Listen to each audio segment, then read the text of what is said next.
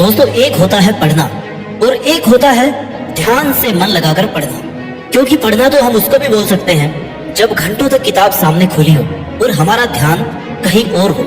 लेकिन ध्यान से मन लगाकर पढ़ने का मतलब है कि तुम जितनी देर किताबों के सामने बैठे हो, तुमने उतनी देर में कुछ ना कुछ याद किया है, कुछ ना कुछ रिवाइज किया है, कुछ ना कुछ उसका आउटपुट निकला है। सच में अगर कुछ करना चाहते हो ना लाइफ में, तो ये जो किताब सामने रखकर खुली आंखों से खुद को और बाकी सबको धोखा दे रहे हो, इसको छोड़ना पड़ेगा। सबसे पहले तुम खुद का स्टडी सिटिंग टाइम ऐसा रखो जिसमें जितनी देर पढ़ाई करो उतनी देर सिर्फ पढ़ाई ही करो। उस वक्त लोगों की बातें नहीं, दोस्तों का लालच, ये सब तुम्हारे दिमाग में नहीं आना चाहिए। अगर तुम अपने टारगेट को लेकर डिटरमाइंड रहोगे तब ही तुम्हारे गोल्स पूरे हो सकते हैं। तुम डिटरमाइंड रहोगे, उसके बाद तुम्हें कोई कुछ भी कहे कि तुम कुछ नहीं कर सकते, तो उसकी बात बिल्कुल मत सुनो, चाहे वो तुम्हारा कितना ही खास क्यों ना हो।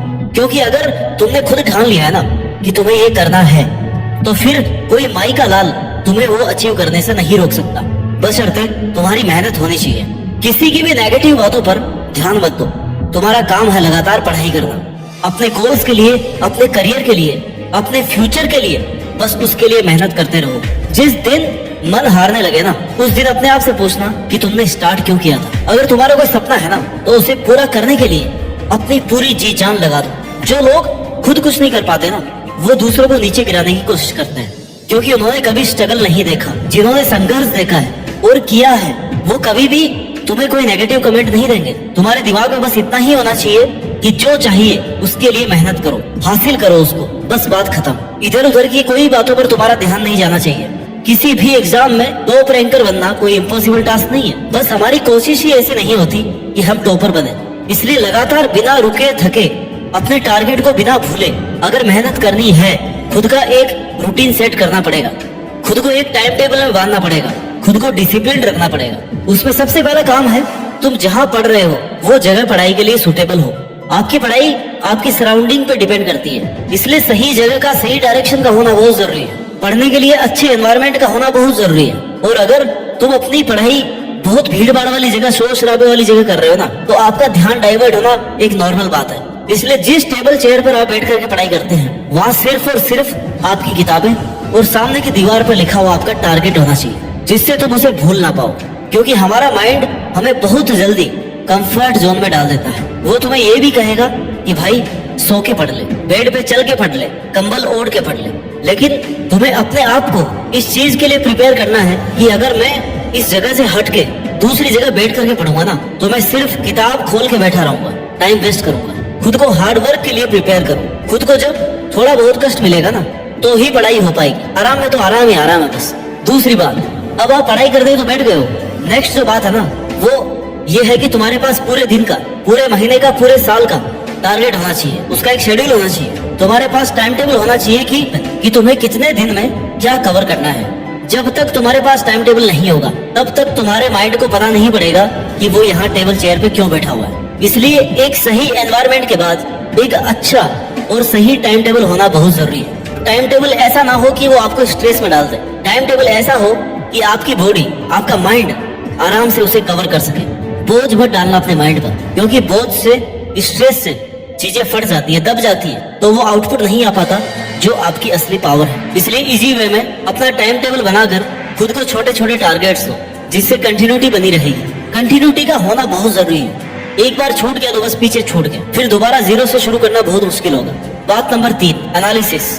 टाइम टेबल के बाद, टू डू लिस्ट के बाद तुम्हें हर दिन ये एनालिसिस करना है कि तुमने जैसा टाइम टेबल बनाया था उसके हिसाब से कितना काम किया है, उसकी लिमिट से बाहर कितना काम किया है। जैसे तुम्हें 1 घंटे की स्टडी पे 15 मिनट का ब्रेक चाहिए था और तुमने 1 घंटे की स्टडी पे 1 घंटे का ब्रेक ले लिया, तो जिस वजह से आपने 1 घंटे का ब्रेक लिया है, उस कमजोरी को दूर करने की कोशिश करो। वो आपका मोबाइल फोन हो सकता है, आपकी नींद हो सकती है, आपके दोस्त हो सकते हैं। क्योंकि ये 1 घंटा खाने वाले लोग कब तुम्हारे महीने और साल खा जाएंगे तुम्हें पता भी नहीं चलेगा। इसलिए डाइवर्जेंस को खुद से दूर रखो। जो लोग तुम्हें डिस्ट्रैक्ट कर रहे हैं ना, डिस्टर्ब कर रहे हैं, जिन चीजों से तुम्हारा पढ़ाई का माहौल हट रहा है, उन चीजों से खुद को दूर रखो। पूरे डेली एनालिसिस करो, आज कितना टाइम किस चीज को एक्स्ट्रा दे दिया जो नहीं देना चाहिए था।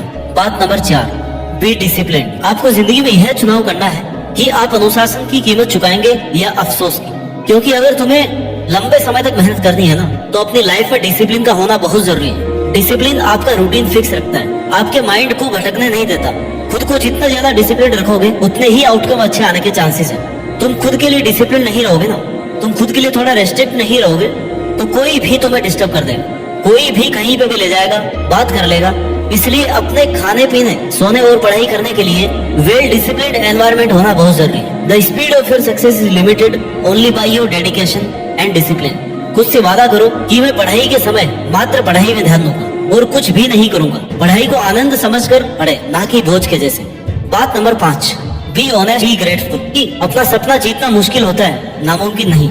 हमेशा याद रखें कि आप किन परिस्थितियों से आए हैं। अपने लिए ईमानदार रहें। जहाँ से आप आए हैं ना, जहाँ तक आप पहुँचे हैं और जिन परिस्थितियों में आपके पेरेंट्स ने आपको भेजा है, उन परिस्थितियों को भूले नहीं, क्योंकि वो तुम्हारा असली इंस्पिरेशन है, वो तुम्हारा ड्राइविंग फोर्स है। जैसे ही तुम डाइवर्ट होने लगोगे ना, तुम्हारा पढ़ाई में मन कम लगने लगे।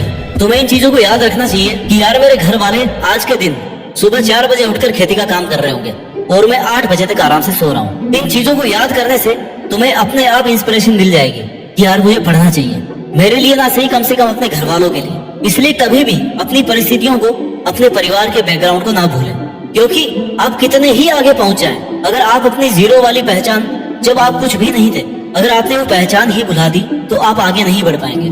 क्योंकि आपकी पहचान ही वह चीज है जो आपको याद दिलाएगी कि आप कौन हो, कहाँ से आए हो, क्या करने वाले हो और क्या क्या और किन किन परिस्थितियों में अब तक कितना कुछ किया है। तुम अपने आप को बहुत लोगों से आगे समझो, क्योंकि तुम्हें चॉइस से किताबें मिली है, तुम्हें चॉइस में पढ़ना मिला है। बहुत से लोगों को आपकी उम्र में घर भी नसीब नहीं होता है, लेकिन फिर भी आप जानबूझकर मेहनत को, अपने आलस को, कंफर्टेबल जोन को चूज कर रहे हो। दोस्तों, अच्छी किस्मत किसी की नहीं होती, अच्छी किस्मत बनानी पड़ती है। भगवान भी उसी का साथ देता है जो खुद की मेहनत के लिए ईमानदार हो। इसलिए अभी भी वक्त है, सीरियस होकर पढ़ने लग जाओ। वैसे इस तेजी से बढ़ती हुई दुनिया में अगर आपके पास फालतू कामों के लिए टाइम है, तो यकीन मानो आपकी आने वाले दिनों में ना बहुत बुरी हालत होने वाली है। और जब आपके पास सिर्फ और सिर्फ पछतावा बचेगा कि काश यार मैंने उस वक्त मेरा टाइम बर्बाद नहीं किया होता, जब बाकी लोग पढ़ रहे थे, मेहनत कर रहे थे। इसलिए अगर कुछ करना है ना, तो या तो जान लगा दो या फिर जाने दो। बेवजह उसको पकड़े मत रखो। मेहनत करने का, पढ़ाई करने का ढोंग करके घर वालों को और खुद को धोखा मत दो। नहीं हो रहा ना तो उसको छोड़ दो और बता दो सबको कि भाई मुझसे नहीं होगी पढ़ाई, में मजदूरी कर लूंगा। लेकिन ऐसे धोखे में मत रखो किसी को। There is no substitute and no shortcut for hard work. भाई मेहनत तो करनी पड़ेगी, वो भी स्टेप बाय स्टेप। मुझे नहीं पता अभी कि किसके पास कितना टाइम बचा हुआ है और साल भर किसने कितना कुछ कर लिया है, कौन कितना पानी में है। मुझे बस इतना पता है कि अगर आज से, अभी से शुरू करते हैं ना, तो तुम वो अचीव कर सकते हो जो तुमने सोचा है। आपके पास जो टाइम बचा है उसमें अपना फिक्स टाइम टेबल बनाकर अपना 100% देने की कोशिश करो और मन लगाकर उन बचे हुए दिनों में वो करके दिखाओ जो आपके पेरेंट्स ने आपसे उम्मीद लगा रखी है। अपना कंफर्ट जोन छोड़कर आराम, मस्ती, मौज से दूर हटके, सोशल मीडिया से दूर रह के अपनी और किताबों की दुनिया में ऐसे खो जाओ जैसे आपके और किताबों के अलावा आपके जीवन में कोई और नहीं है। अगर आप पढ़ाई कर रहे हैं ना, तो आपके दोस्त सिर्फ और सिर्फ किताबें हो सकती है, बाकी सब झूठ है, फरेब है। ये सब लोग जो तुम्हें आज कह रहे होंगे ना कि हमारे पास तुम्हारे जैसा कोई दोस्त नहीं है, ये वही लोग हैं जो कल तुम्हें छोड़कर चले जाएंगे। इनके होने और नहीं होने से फर्क नहीं पड़ता, लेकिन अगर तुमने किताबों का साथ छोड़ दिया तो तुम कहीं के नहीं रहोगे। इसलिए जो जरूरी है ना, उस पर फोकस करो और बहाने बनाना बंद करो। 99% of failure comes from people who have the habit of making excuses। इसलिए सेल्फ डिसिप्लिन को अपनाओ और अपने मन को और अपने माइंड को कंट्रोल रखो और उसे कहो कि भाई कुछ दिन पढ़ ले, उसके बाद में तो फिर मजे मजे। जैसे कि शादी में अच्छा खासा माहौल बनाने के बाद ही शादी का मजा आता है ना, वैसे ही अगर तुम्हें बहुत अच्छी पढ़ाई करनी है, मजे मजे में पढ़ाई करनी है, तो अच्छा सा माहौल क्रिएट करो, अपना टाइम टेबल सेट करो, खुद को यह याद दिलाते रहो कि तुम यहाँ पे क्यों आए हो और जी जान से अपनी मेहनत करके टॉपर बनो। Stay dedicated because great things take time. वक्त लगता है लेकिन मेहनत करने वालों का टाइम जरूर आता है। और मुझे उम्मीद है कि एक दिन आप भी अपनी मेहनत के दम पर देश में अपना नहीं बल्कि दुनिया में देश का नाम रोशन करेंगे। जय हिंद, वंदे मातरम।